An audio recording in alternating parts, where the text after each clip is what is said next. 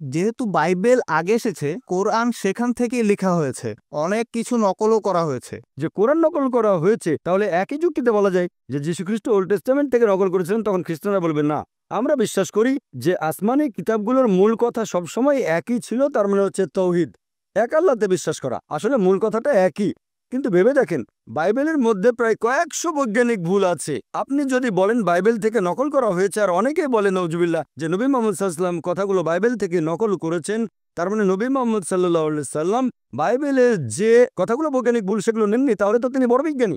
Bible বলছে Genesis অধ্যায় 1 অনুচ্ছেদ 16 থেকে 19 চাঁদের আলো তার নিজস্ব আলো, আর কোরআন বলছে সূরা ফুরকান অধ্যায় 25 আয়াত নম্বর 61 চাঁদের আলো হচ্ছে প্রতিফলিত আলো। তাহলে নবী মোহাম্মদ সাল্লাল্লাহু আলাইহি সাল্লাম তিনি বাইবেল থেকে নিয়ে সেটা শুধরে দিয়েছেন, আর বললেন না এটা নিজস্ব আলো না প্রতিফলিত আলো। এটা সম্ভব না। কোরআনে এমন অনেক কথা আছে যেটা বিজ্ঞান জেনেছে কিছুদিন আগে। কোরআন সেটা 1400 বছর আগে বলেছে। কোনো মানুষের পক্ষে এগুলো লেখা সম্ভব না। কোরআনে যে কথাগুলো আছে কোরআন কখনোই নকল করা হয়নি। এজন্য আমার ভিডিও ক্যাসেট দেখেন বিজ্ঞানের আলোকে কোরআন ও বাইবেল, সেখানে বিস্তারিত জানতে পারবেন। সেখানে আমি প্রমাণ করেছি যে কোরআন বাইবেল থেকে নকল করা হয়নি। কোরআন হচ্ছে ফুরকান, যে মানদণ্ড দিয়ে সঠিক আর বেঠিকের পার্থক্য করবো। আশা করি উত্তরটা পেয়েছেন।